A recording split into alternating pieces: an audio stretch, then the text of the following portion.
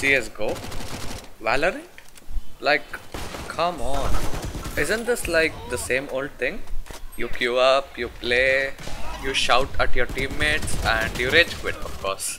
I mean, after this point, do I need to say more? No, no, no, no.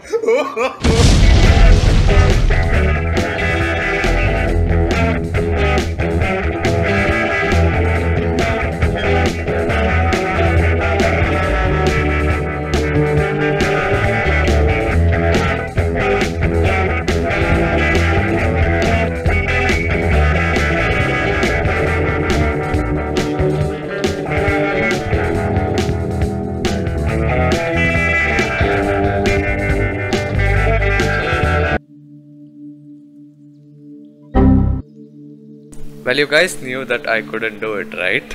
Well, you're probably wrong. Not because I'm going to do it now, but because I actually have an older version of this project.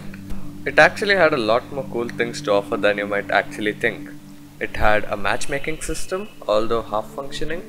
I had properly implemented Steam lobbies using the Steam Core plugin, which you can find in the marketplace, link in the description. So here's the deal. Even though most people did have fun playing the game, the mechanics were really wonky, and there were occasions where things wouldn't spawn or things would fail to destroy. Okay, I know I'm wasting your time here, but I will get to what Vengeance is real soon. But before I get to that, I just wanted to talk about the use of such projects, which you just end up redoing because it was bad. You see, what I learned from this project is not beating EA or Riot Games or Valve for that matter with limited financial as well as human resources. It is hard, don't get me wrong, but what made me happy was that I was able to get at least more than halfway to what they could make with less than 1,000th of their resource. That's amazing, I would say. And what's more important is I learned the discipline of actually completing an entire project, which I hope by this point motivates many of you aspiring game devs out there. So now let's get to what Vengeance actually is. Okay, so my game's concept is actually pretty straightforward. You actually have three teams: the Arsonists, the Bandits, and the Police Forces. Let's assume that this is our map right here. So then this would be the main area, and this is where the Arsonists would spawn, this is where the Bandits would spawn, and this is where the Police Forces would spawn. So the main thing to note here is the Arsonists and Bandits go face to face. Immediately at the start of the round they get into combat, whereas the Police Forces are actually defending this main area. They could either choose to approach the Arsonists and Bandits, or they could just stay here. So the reason for all this combat is that there is going to be a code capsule right here at the center.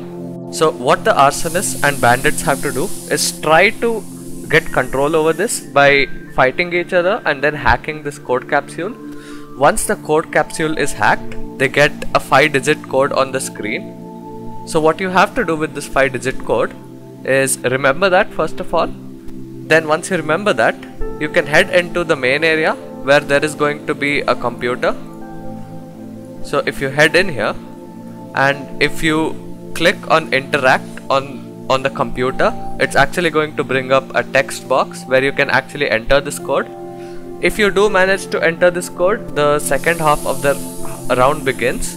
But if the Police Forces manage to hold it, they straight up win the round. Otherwise, what could happen is any one of the team can be the last one standing, then they win the round. Now that you guys have understood the game, I hope you guys will enjoy this journey along with me in developing Vengeance. I will be sending updates through my future devlogs, and with my attempts in making this and your support, I hope we can get close at least by about 90% to any of the big games out there, and hopefully we all can play this game someday together.